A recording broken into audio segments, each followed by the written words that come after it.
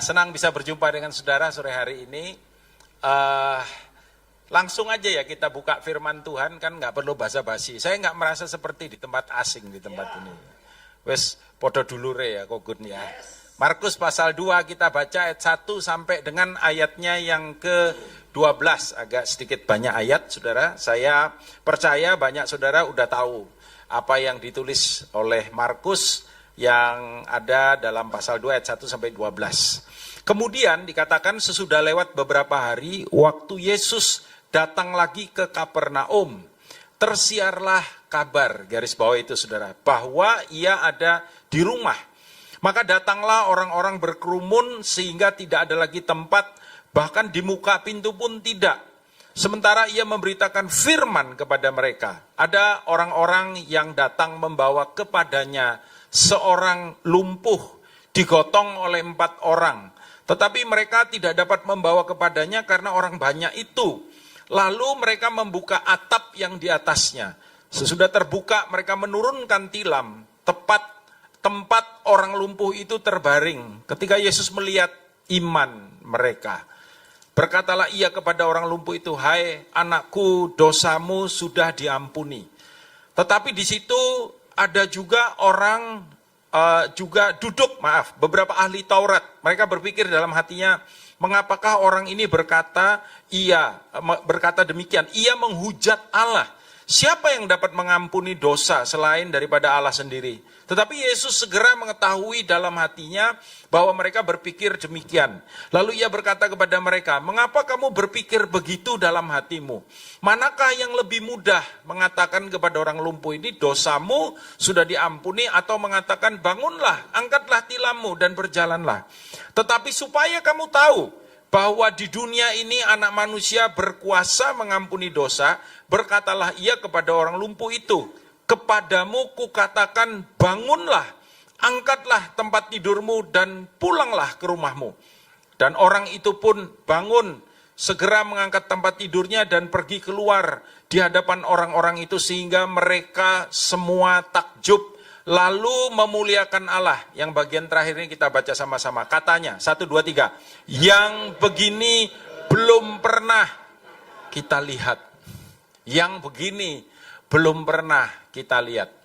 Tahu nggak saudara bahwa seringkali kita nggak sadar aja. Tuhan mengerjakan kebenaran ini dalam kehidupan kita. Seringkali bilang yang kayak gini ini aku belum pernah ngelihat. Ya, dan saya percaya ini sebetulnya Tuhan sedang berbicara kepada kita tentang apa yang seringkali disebut dengan istilah terobosan. Betul saudara? Sesuatu yang baru, sesuatu yang beda, sesuatu yang hebat, sesuatu yang dahsyat. Ya, terobosan yang dia kerjakan. Dan memang salah satu nama daripada Tuhan kita mungkin jarang disebut saudara. Namanya adalah Baal Perasim. Saudara bilang, "Loh kok Baal Pak?" Setahu saya kan Baal itu dewa sesembahannya orang Kanaan. Baal itu artinya juga Tuhan, saudara. Kata Perasim itu diambil dari akar kata Peres. Peres itu artinya menerobos, ya. Jadi Baal Perasim itu adalah the Lord of the breakthrough. Allah yang menerobos. Dan itulah Tuhan kita, itulah Allah kita.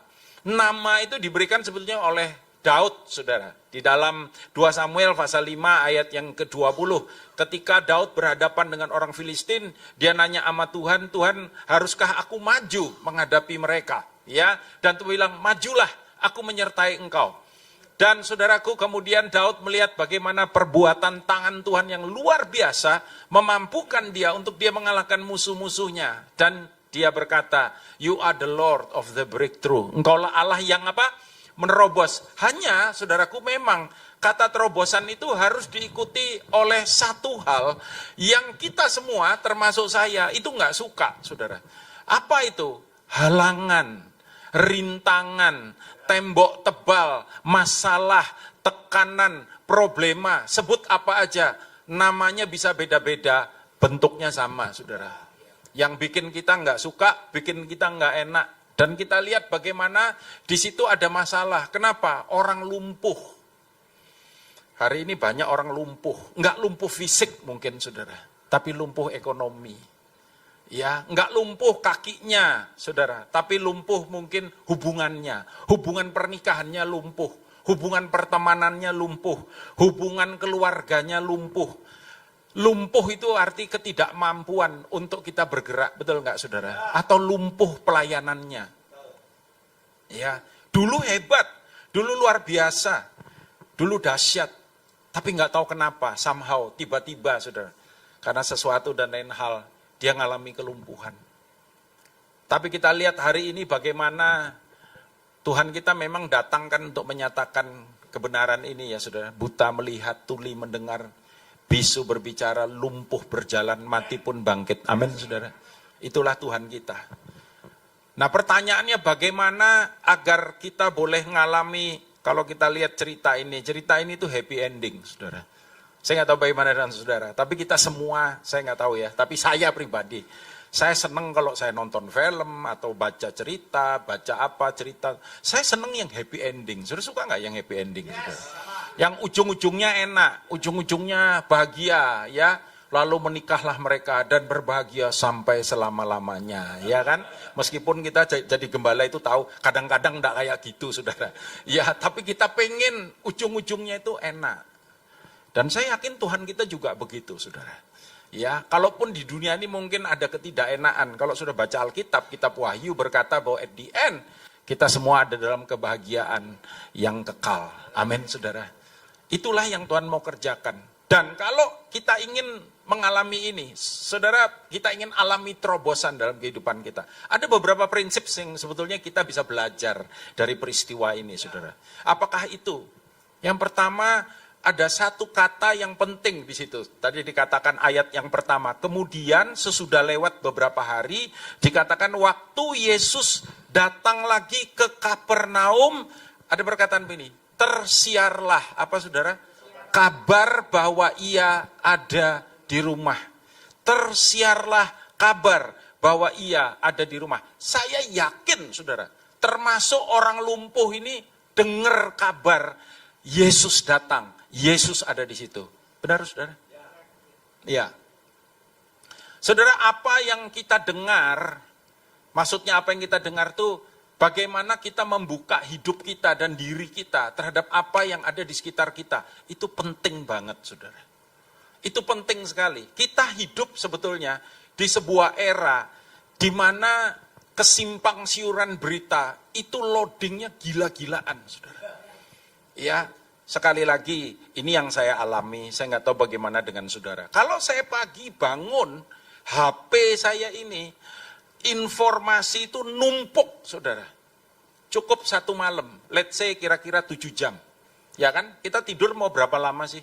Kadang-kadang kurang dari 7 jam. In between 5 sampai 7 jam lah. Saya bangun WA, udah berapa puluh WA, itu baru WA. Belum line, belum lagi media-media yang lain, ya, nggak termasuk TikTok, nggak termasuk, tapi banyak juga, ya saudara ya. Lalu kemudian, waduh, IG, FB, apalagi sebut itu, ratusan informasi, itu baru bangun tidur, saudara.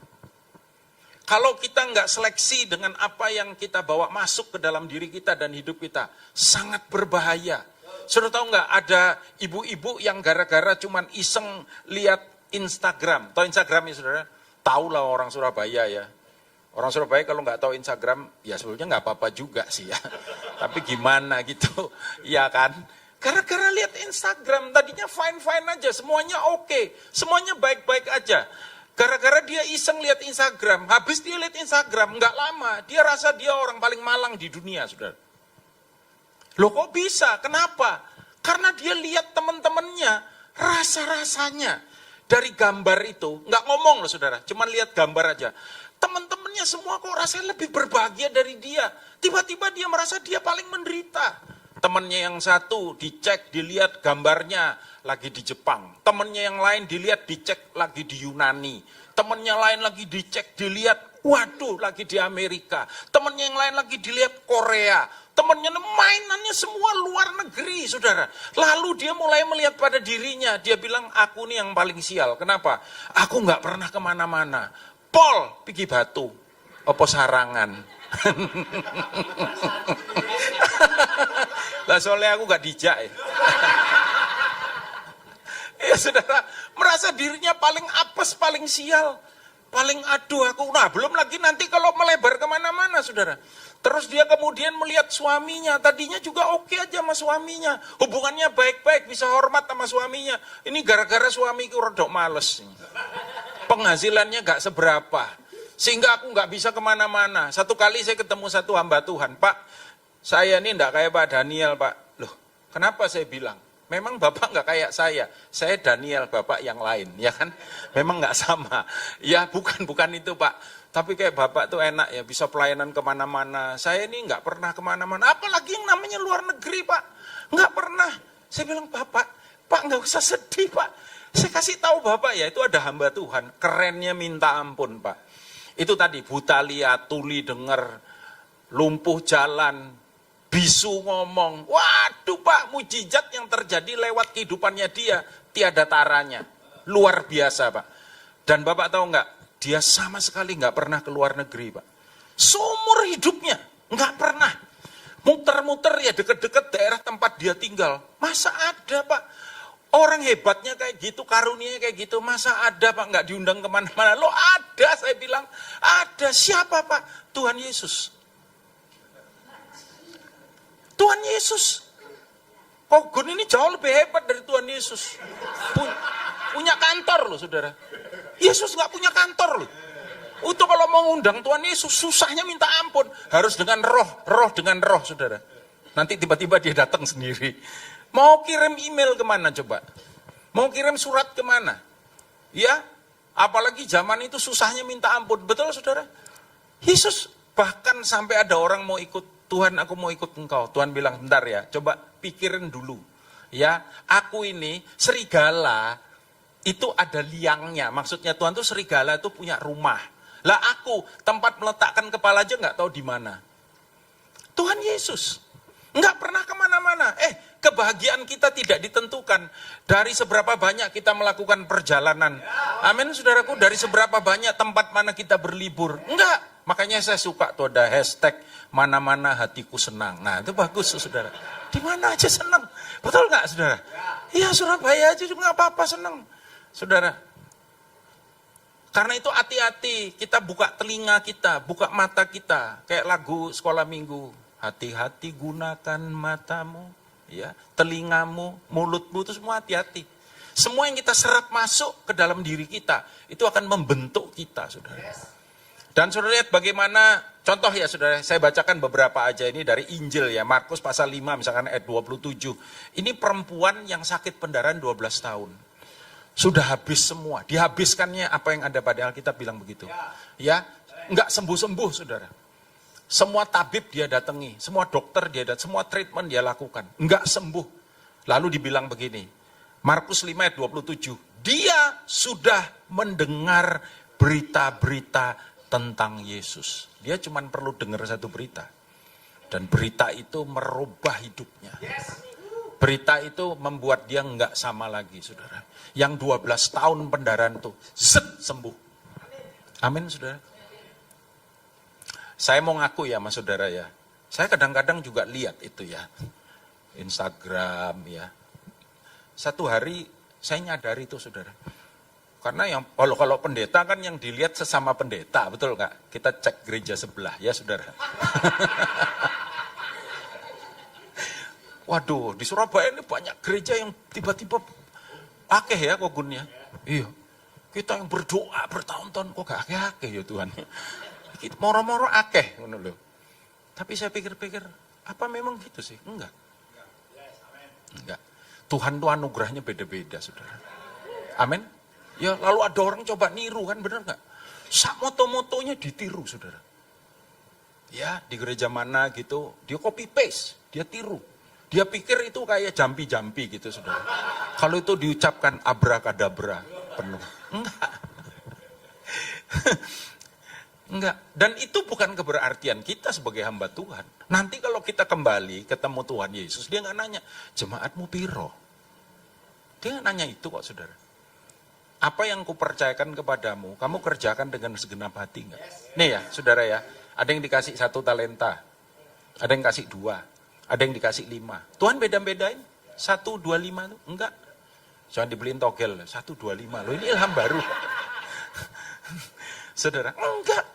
Tuhan cuma nanya, yang aku titipkan itu, kamu kerjakan enggak? Ada yang dikasih 2, ada yang kasih 5. Ya, sayangnya yang dikasih 1 itu malah enggak mengerjakan apa yang Tuhan minta, kan? Betul enggak, saudara? Kan Tuhan marahnya gara-gara engkau hamba yang jahat dan malas. Ya, enggak dikerjain. Taruhannya kalau engkau titipkan, kata Tuhan, supaya dikembangkan orang yang bisa mengembangkan itu. Ya, ada gembala itu dia jadi kayak manajer, saudara. Itu jauh lebih baik daripada sama sekali nggak ngerjakan apa-apa. Jadi itu bukan ukuran, ya. Karena itu hati-hati kita menggunakan seluruh keberadaan kita untuk menangkap apa yang ada di luar ini. Lukas 7 misalkan ayat yang ketiga. Ini tentang seorang perwira Romawi. Sama yang dia lakukan. Dikatakan demikian, Lukas 7:3. Ketika perwira itu mendengar tentang Yesus. Jadi pastikan saudara, hari-hari ini, saudara membuka telinga saudara, membuka mata saudara, membuka diri saudara, untuk berita-berita yang baik. Untuk hal-hal yang positif. Amin. Saya suka lihat YouTube, Pak. Lihatlah YouTube yang bagus. Ya. Lihatlah saudaraku, kalau khotbah pun hati-hati. Enggak semua khotbah itu Alkitabiah, saudara. Hati-hati. Ya, ada khotbah yang enggak Alkitabiah, kelihatannya benar tapi salah. Ya, jadi firman Tuhannya bukan asli firman Tuhan, tapi KW, ya saudara. Atau ada lagi yang paling bahaya itu yang kualitas mirror katanya. Pak, ini mirror, Pak, ini Pak. Ini bandingkan asli sama aslinya udah mirip banget, tapi enggak asli. Mirror, itu bahaya itu saudara. Ya, 99% kebenaran itu bukan kebenaran. Kebenaran itu 100%. Amin saudara. Jadi nomor 1, kenapa kemudian orang lumpuh ini mengalami terobosan dalam hidupnya saudara? Karena dia selektif di dalam membawa apa yang masuk untuk hidupnya, untuk dirinya. Stop sampai di situ enggak saudara. Ayat yang ketiga berkata demikian, ada orang-orang datang membawa kepadanya seorang lumpuh, digotong oleh 4 orang. Kalau lebih dari 1, buat saya, itu namanya komunitas. Amin, saudara. Lebih dari 1. Ya, makanya kita juga perlu yang namanya komunitas. Komunitas itu gampangannya kalau orang Surabaya bilang itu perkoncoan. Kita itu diciptakan tidak untuk hidup sendirian, saudara. Makanya ada ayat berkata apa? Biasanya memang ayat ini dikutip untuk khotbah pernikahan biasanya. Tapi bisa dong kita paralelkan ya saudara, secara general ya. Tidak baik manusia itu seorang diri saja. Saya ulangi sekali lagi. Tidak baik manusia itu seorang diri saja. Wong Tuhan aja nggak sendirian. Loh, Tuhan kita itu kan nggak sendirian, saudara. Ada Bapa, ada Putra, ada Roh Kudus. Ya, 3 pribadi yang distinct, dibilang distinct itu beda. Jadi Bapa itu bukan Putra, Bapa juga bukan Roh Kudus. Putra juga bukan Bapa, Putra juga bukan Roh Kudus. Roh Kudus juga bukan Bapa, Roh Kudus juga bukan Putra. Tapi mereka punya namanya hakikat yang sama. Kalau dalam bahasa Ibrani itu disebut Allah kita itu Allah yang esa. Esa itu ehad. Ehad itu artinya apa? Ehad itu artinya kesatuan yang utuh. Kesatuan yang menyeluruh, kesatuan yang tidak terbagi-bagi oleh apapun. Makanya Tuhan kita itu tidak tunggal, tapi esa. Beda ya saudara ya. Kalau tunggal itu ndil-ndil dewean, nah itu tunggal. Tola, tole, kano konco, itu tunggal. Tapi Tuhan kita itu esa. Dalam kekekalan itu Bapa bersama Putra bersama Roh Kudus. Mereka tidak terpisahkan. Ya, pernah saya ditanya, saudara, zaman dulu masih, zaman tempat kita lama ya, ngajar sob. Itu Pak, saya mau nanya, waktu Yesus ada di dunia, kan surga Tuhan hilang 1, kosong. Lah ini ngelihat Tuhan tuh kayak matematika, saudara. Ya, sama dengan yang nanya kita, Tuhanmu kan 3. Nah, itu matematika. Main matematika. Tuhan di matematikain nggak bisa. Ya, kan 1 Bapa, 1 Putra, 1 Roh Kudus, 1 tambah 1 tambah 1. Kan 3 katanya. Iya, lah nek aku ngomong 1 kali 1 kali 1, lah 1 ah. Kalau main matematikaan kan gitu, saudara. Nggak kayak gitu. Ya, dia punya satu hakikat Allah, 3-tiganya Allah. Jadi gimana Pak waktu Yesus ada di atas, ya yang di bumi itu kemanusiaannya, ketuhanannya tetap sama. Mereka tidak terpisahkan. Kok bisa Pak? Bisa wong Tuhan, saudara. Ngono kok repot. Katanya Gus Dur. Benar saudaraku, amin? Ya. Nah saudara, Tuhan aja nggak satu. Kenapa kita diciptakan segambar dan serupa dengan Tuhan? Coba saudara perhatikan, Kejadian 1 ayat 26 bilang apa? Baiklah, boleh ditampilkan nggak? Coba tampilkan kalau boleh. Saya tunjukin, ini tiba-tiba terlintas aja. Nah lihat ini, berfirmanlah, siapa saudara? Allah ya. Makanya seringkali kita ditanya, saudara, kita ini diciptakan segambar dan serupa dengan Allah, nggak salah. Tapi ayat ini bunyinya gini saudara, baiklah kita menjadikan manusia menurut gambar dan rupa kita.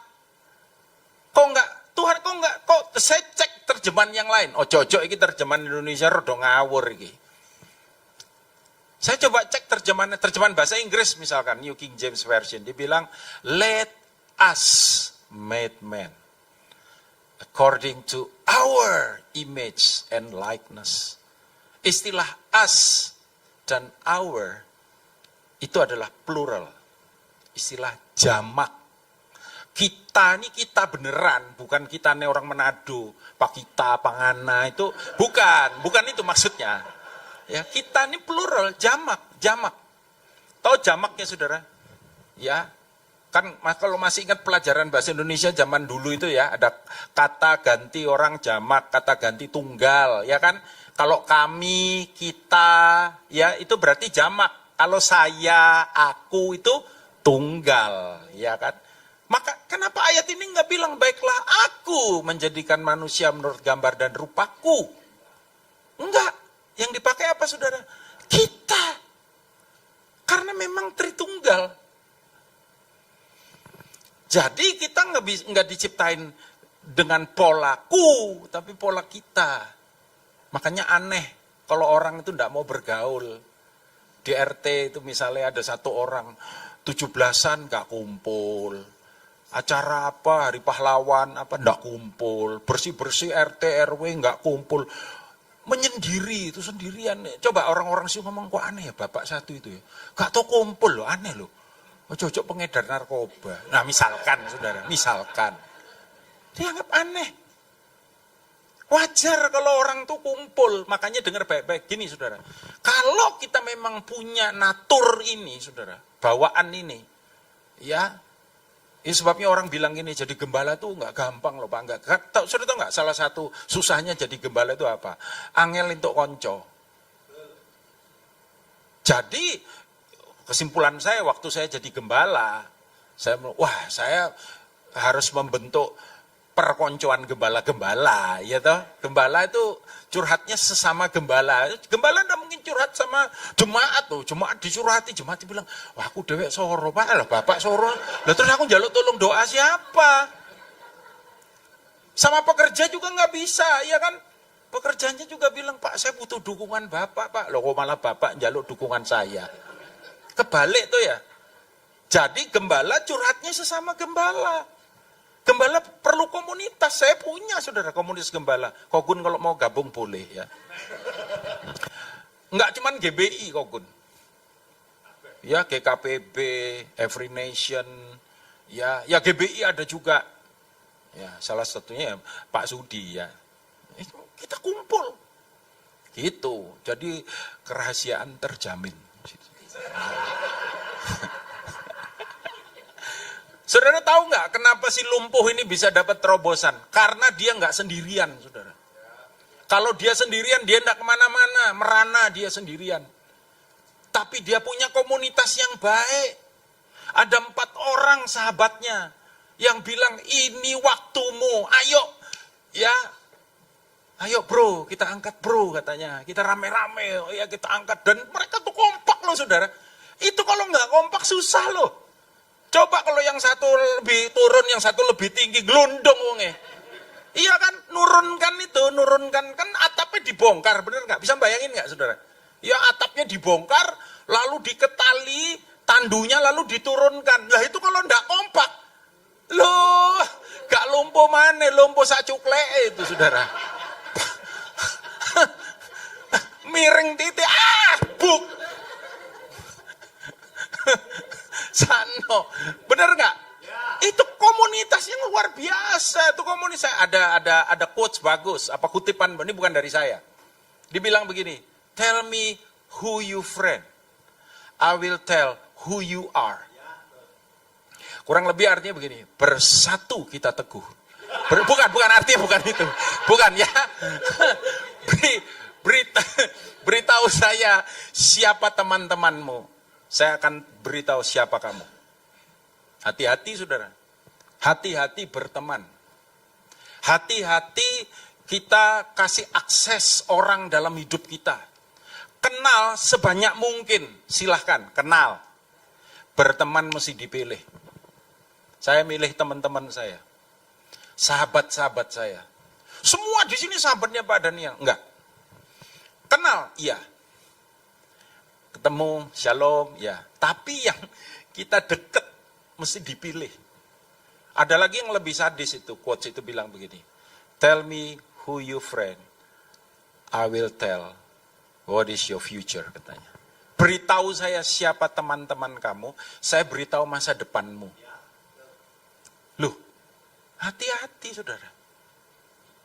Saya dengar satu case ya, ada seorang istri yang somehow entah bagaimana belakangan hubungan dengan suami kurang harmonis, kurang oke, kurang baik. Lalu kemudian ya karena dia ada di gereja, bahkan pelayanan, saudara, pelayanan, ya dia punya teman-teman baik. Si ibu ini punya anaknya 2 kalau nggak salah ya. Suka ya sering inilah nggak ada ketidakcocokan ya, tapi karena ada di dalam komunitas gereja juga, coba dikonseling, didamaikan dia apa. Ini berjalan sekian tahun, tiba-tiba, nah kita bilangnya tiba-tiba satu hari suaminya pulang kantor, shock, kaget saudara. Kenapa? Istrinya tidak ada sama anaknya, duit, pinter bojone. Mek nggo anak tok, yang laki bukai barang berharga apa, wis gak ono kabeh, hilang. Menghilang bersama dengan istrinya.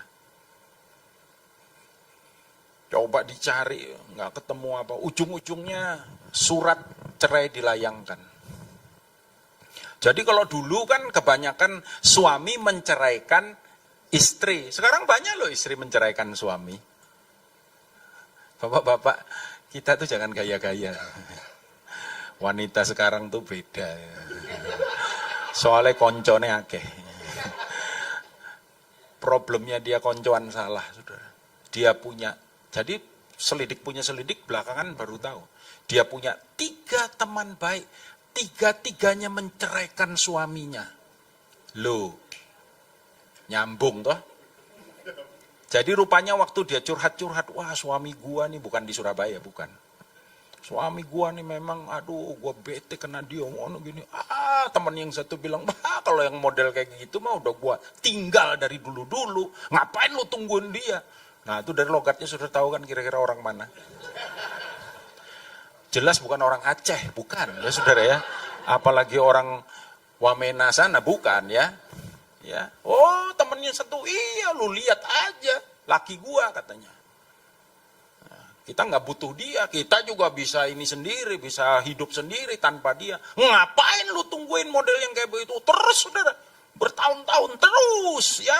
Mungkin awalnya masuk telinga kiri, keluar telinga kiri. Kalau gitu nggak ada pengaruh, nggak ada yang tersisa. Masuk telinga kanan, keluar telinga kanan. Lama-lama masuk telinga kiri, keluar telinga kanan. Ono sing nyantol didik-didik nih. Terakhir masuk telinga kiri, wis gak metu maneh wis. Akhirnya dia noto, saudara. Ditoto. Pinter, itu direncanakan tuh gak tiba-tiba. Orang cerai itu gak tiba-tiba. Bener gak saudara? Orang selingkuh itu gak tiba-tiba. Ya, hati-hati, kenapa? Salah pertemanan. Salah, komselnya salah, saudara. Makanya pastikan saudara ada di komsel yang benar. Amin, saudara. Saya tunjukin ya beberapa ayat ya, pentingnya pertemanan.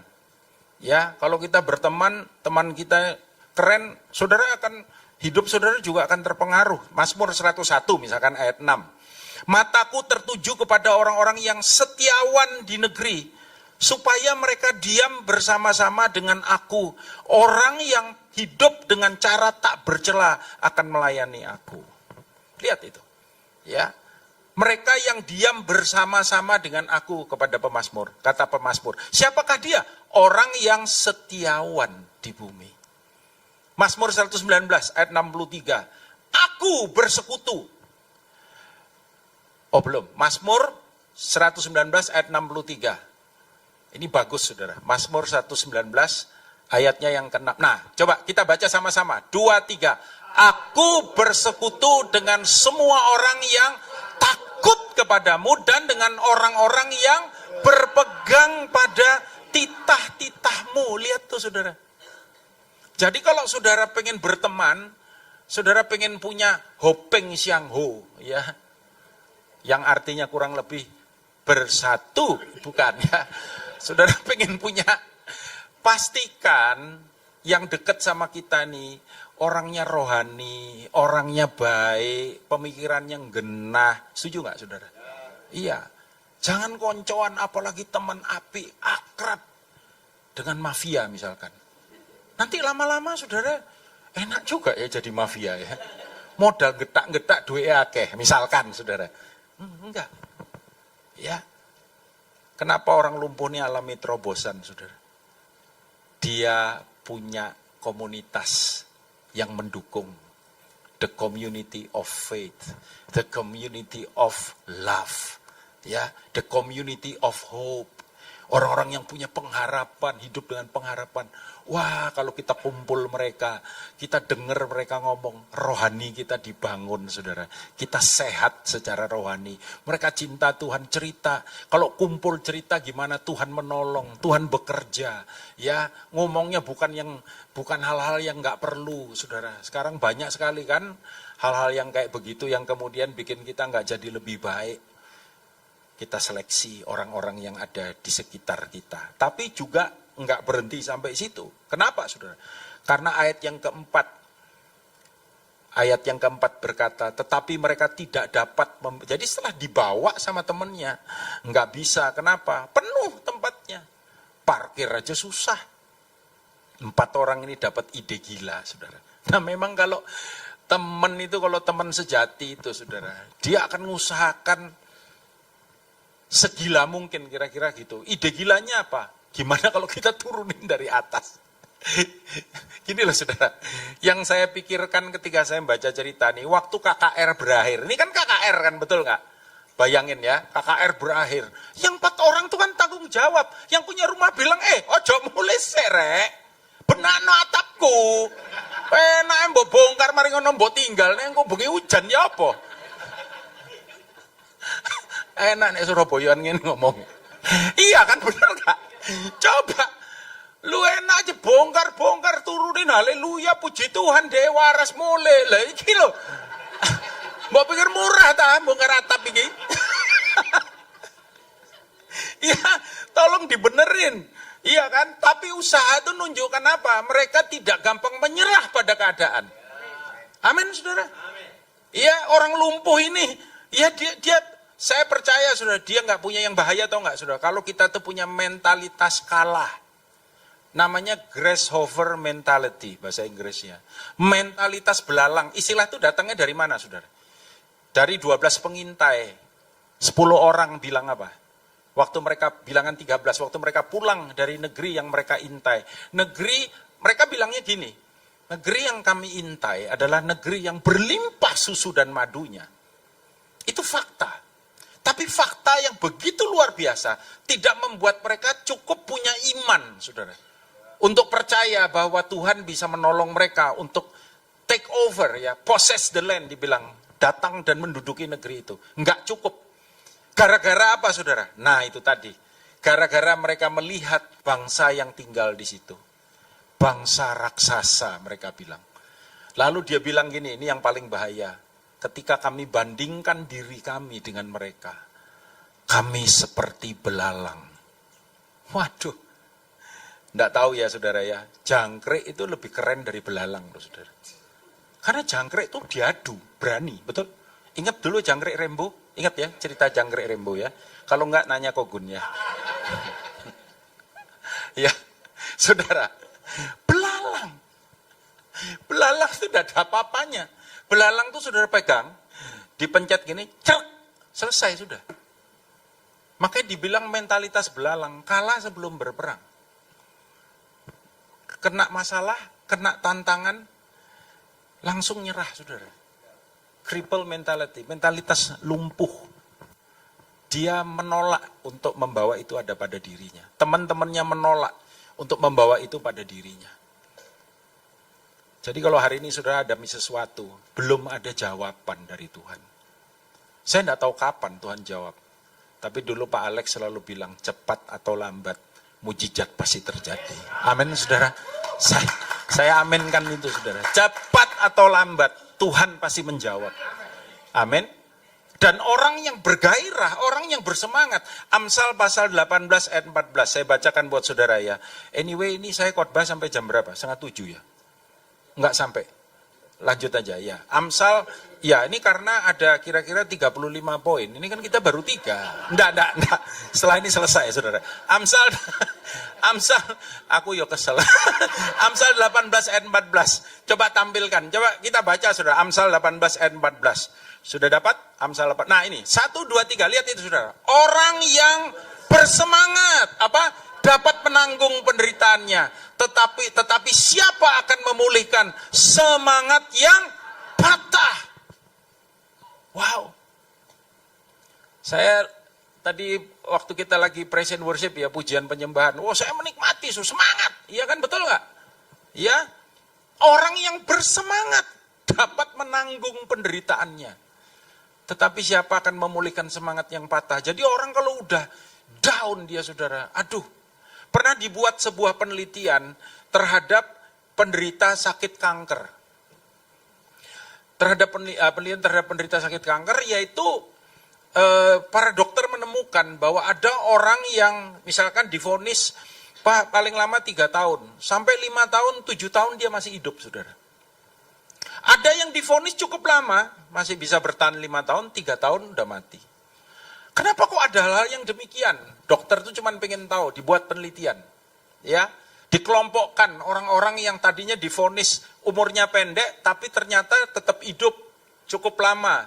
Yang divonis lama malah nggak lama mati. Kenapa? Ternyata dokter-dokter itu menemukan sederhana, saudara. Yang hidupnya lebih panjang itu orang-orang yang bersemangat. Orang-orang yang mengatakan saya akan kalahkan kanker ini. Ya, saya percaya. Oh ya, apakah dia beriman? Bahkan yang nggak kenal Tuhan. Dia cuma punya semangat, dia modal semangat aja. Dia bergairah, dia jalani hari-harinya seakan-akan dia sehat. Iya kan? Tapi itu sesuai firman Tuhan, betul nggak saudara? Hati yang gembira adalah, iya makanya, kita tuh, gini loh saudara, itu simpel banget ya, hati yang gembira adalah obat yang manjur. Kita harus hati-hati, jaga ini hati kita. Jagalah hatimu dengan segala kewaspadaan. Karena dari situlah kehidupan. Betul nggak saudara? Hati-hati. Nah kita memang hidup di dunia yang tidak sempurna. Makanya ada istilah let go life. Kehidupan yang let go. Orang yang cenderung, ya wes lah, ya apa, gak apa-apa wes. Itu lebih panjang umur. Ketimbang sing kepikiran terus. Padahal gak ada perubahan. Ya. Saudara, satu kali saya mau olahraga pagi jalan, saya keluar mobil itu satu kita parkir di depan rumah. Nah rumah saya itu memang tusuk sate. Orang bilang, Pak kok tusuk sate Pak? Enak, sate kan enak. Ya jadi nggak apa-apa. Jadi saya keluar, penyok itu bagian belakang, lampu itu kaca itu pecah. Saya keluar, loh kok iso penyok gini ya? Terus pembantu saya bilang, iya Pak, saya tadi malam ketabrak. Enggak, tadi malam sempurna, nggak ada masalah. Tapi pagi itu saya bangun udah begitu. Ya kan, ya mungkin nggak tahu ada orang nyenggol atau apa, prak gitu, dia toleh kanan kiri, nggak ada orang, puji Tuhan dia lari. Enggak lah, nggak puji Tuhan lah saudara. Ya sudah. Saya sadar satu hal, gini loh saudara, kita hidup di dunia yang tidak sempurna. Kita hidup di dunia yang mengalami kejatuhan. Kita juga belum sempurna.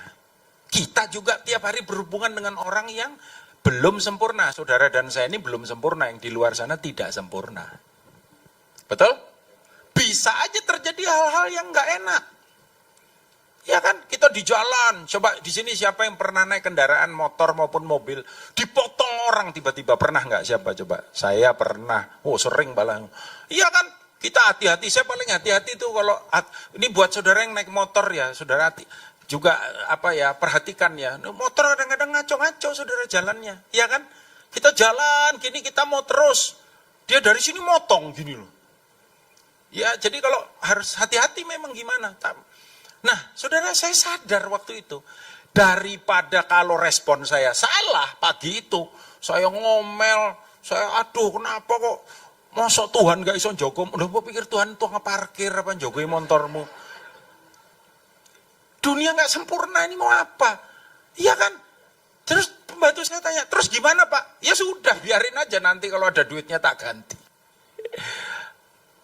Saya olahraga aja jalan. Saya nggak mau hari saya rusak gara-gara cuman itu, saudara. Nggak worth it. Tangkap maksudnya, saudara? Ya, jangan gampang kita patah semangat, kita kehilangan cuman gara-gara perkara kecil yang nggak ada artinya. Saya nggak bilang kemudian, soalnya Pak Daniel kaya, nggak apa-apa beli lampu mobil itu murah aja. Enggak, larang yo. Tapi saya nggak mau sukacita saya hilang. Gara-gara hal yang seperti itu. Bisa nggak Tuhan berkati saya untuk ganti itu? Bisa banget, saudara. Ya. Lalu kemudian saya bacakan terjemahan bahasa Indonesia sehari-hari, bagus sudah ayat ini. Terjemahan BIS bahasa Indonesia. Dibilang begini, oleh kemauan untuk hidup, orang dapat menanggung penderitaan. Hilang kemauan itu, hilang juga segala harapan. Oleh kemauan untuk hidup. Dibilang sini, orang yang bersemangat. Masih ingat nggak saudara peristiwa yang dicatat dalam Injil Matius pasal 20 ayat 30 sampai dengan 32 tentang orang yang buta, ya. Waktu dia dengar Yesus lewat, dia teriak, Yesus anak Daud, kasihanilah aku. Betul? Iya. Pertama dia dengar, kok rame-rame, ada apa? Dia nanya sama temannya, apa kok rame-rame? Oh Yesus lewat, wah ini kesempatanku, semangatnya bangkit. Dia teriak, Yesus anak Daud, kasihanilah aku. Orang yang di sebelahnya suruh dia apa saudara? Itulah manusia. Itulah kadang-kadang orang ya wes lah, ya apa ya, memang mungkin sudah nggak bisa, ya udah diterima aja ya. Nah terus kita jadi pasif saudara. Ya matilah ya wes, ya apa ya, memang nasibku ya. Aku nggak bahagia, memang dari akhir memang nggak bahagia, aku nggak dicintai. Nah tambah itu saudara, iblis tambah seneng, iblis bilang ya amin itu. Iblis juga bisa bilang amin saudara, untuk yang negatif ya. Nah, ada ayat bilang begini, kalau 2-3 orang sepakat, jadi. Benar nggak, saudara? Ya? Nah, hanya gini, ini yang saya mau ngomong. Saya kok jadi inget ini, saudara. 2-3 sepakat, kan 2 aja bisa sepakat ya. Saya sama dia itu, ayo kita sepakat. Cukup, 2 cukup. 1 sepakat nggak bisa. Mesti 2, ya kan? Nah, saudara nanti sepakat itu tinggal gini. Saudara sepakat sama roh jahat, atau saudara sepakat sama Roh Kudus. Saudara sakit, saudara bilang, aku percaya. Bilur Yesus menyembuhkan. Roh Kudus bilang, amin. saudara sepakat sama dia. Saudara sakit, saudara bilang, ya mau apa ya, aku nyerah, kesel aku. Roh jahat bilang amin, saudara. Nah, nangkap saudara maksudnya? Ya, orang yang lumpuh ini, yang buta ini, saudara, maaf. Dia nggak bilang, diam, kamu ribut aja dari tadi. Oh iya, sorry. Lewat, saudara. Lewat. Alkitab bilang, lalu makin keras ia berseru. Nah, ini yang disebut dengan iman yang bandel. Nggak gampang menyerah. Loh ya, kalau mau bandel itu bandel iman, jangan yang lain. Amin, saudara. Makin keras ia berseru, Yesus anak Daud, kasihanilah aku. Sampai Yesus dengar, betul nggak, saudara? Dan Yesus datang. Itu yang dilakukan sama komunitas yang luar biasa. Tapi saya percaya orang lumpuh ini pun punya semangat, punya gairah. Kamu tak naikin dari atas ya. Saudara, biasanya kalau kayak begitu, orang tuh menghitung resiko. Ada satu buku saya pernah baca, ditulis oleh seorang anak Tuhan, dia orang kulit hitam, dia dokter spesialis bedah syaraf anak, bedah syaraf. Tapi khusus untuk anak-anak, ya, namanya Ben Carson, pernah mencalonkan diri untuk jadi presiden Amerika, orang kulit hitam. Dia nulis buku judulnya Take a Risk, mengambil resiko, ya. Dia bilang perkara-perkara besar itu resikonya besar katanya. Kalau kamu nggak berani ngambil resiko, kamu nggak pernah ada di situ, ya. Jadi saudaraku, kita lihat bagaimana dia pantang menyerah, katakan pantang menyerah. Amin, saudaraku. Tapi yang terakhir, this is the last, this is the last but not least, dibilang. Ini terakhir, tapi bukan berarti ini nggak penting, saudara. Apa itu? Respon yang benar. Kalau kita baca ayat 5 sampai dengan ayat yang ke-12, waktu akhirnya dia bisa landing dengan selamat di depan Tuhan Yesus. Tuhan cuma bilang begini, hai anak, dosamu telah diampuni. Benar, saudara? Dosamu telah diampuni. Dia nggak bilang, walah ngono tok. Dosaku diampuni, kamsya. Tapi aku lumpuh, bro. Banyak orang gitu kan, benar nggak? Ya, dia datang ke pendeta, Pak, saya ada masalah A, B, C, D, A itu ada lagi, A1, A2, A3 gitu. Lalu pendeta bilang, kini tak doa, no. Walah Pak, mek doa tok Pak. Masa mek doa tok? Dia responnya benar, saudara. Kadang-kadang Tuhan pengen lihat respon kita. Ada kutipan, ini saya nggak tahu kutipan dari mana ya, tapi mungkin beberapa kita ini pernah ikut, namanya Dulos Camp dulu. Kita diajari. Bukan soal benar atau salah, tapi respon.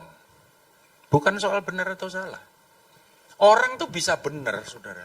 Tapi kalau responnya salah, orang pikir dia salah. Respon itu penting. Tahu respon nggak, saudara? Ada yang disebut dengan reaksi, ada yang disebut dengan respon. Kalau reaksi itu karena ada aksi, dia bereaksi itu. Ya, tiba-tiba ada orang nggak tahu kenapa marah-marahin kita. Marah-marahin kita. Lalu kita langsung ikut marah, saudara. Dan biasanya orang kalau kayak begitu, itu orang lupa diri. Makanya dia kalau marah, dia nanya, kamu tidak tahu saya siapa? Ayo, aku sopo, ayo. Bapak kok nanya, soalnya aku gak eruh, aku sopo. Ya orang gila. Itu reaksi. Nangkap, saudara? Tak das langsung gitu. Ya, dipotong orang. Lali nek pendeta. Jadi pendekar dia. Diuber potong balik, potong-potongan. Dada apa do pendetone. Nah, ya begitu turun. Oh, shalom Pak. Ya, waduh. Kita rally ya tadi ya. Ya, aduh. Untung nggak terjadi apa-apa. Tuhan melindungi kita. Jemaat bilang, oh boy. Siapa yang melindungi? Itu reaksi. Kalau respon itu butuh waktu untuk mikir. Ya, butuh. Coba saudara, kalau lagi ngadepin sesuatu marah, Jangan langsung bertindak. Nah itu reaksi. Coba pikirin dulu. Gitu. Tenang, mikir dulu. Nanti kan nggak jadi marah, saudara. Itu namanya respon. Responnya dia bagus. Dosamu diampuni. Dia terima, saudara. Tapi kemudian orang Farisi di situ bilang, aduh pikirnya siapa bisa ngampuni dosa. Nah, lalu Yesus kemudian bertindak, betul? Bangkitlah berdiri, angkatlah tilammu, berjalanlah. Mujizat terjadi. Amin saudaraku. Jadi bagaimana breakthrough terjadi buat kita? Simple. Satu, hati-hati dengan apa yang kita lihat, apa yang kita dengar, apa yang kita masukkan dalam diri kita. Amin saudaraku. Ya. Lalu kemudian milikilah teman-teman. Kelilingilah diri kita dengan orang-orang yang beriman, saudara. Orang-orang yang rohani. Orang-orang yang cinta Tuhan, takut akan Tuhan. Ada dalam komunitas yang seperti ini. Yang ketiga, kalau kondisi belum berubah, jangan mudah putus asa atau menyerah. Dan milikilah respon yang baik. Sudah bertahun-tahun saya begini. Enggak berubah-berubah juga. Wes aku gak nang gereja maneh. Lalu iblis bersorak. Wah, jangan. Amin saudara. Percaya. Dengar ya. Kita enggak tahu kapan Tuhan lawat kita. Tapi Tuhan pasti lawat kita. Bangkit berdiri. Mari kita datang kepada Dia. Haleluya.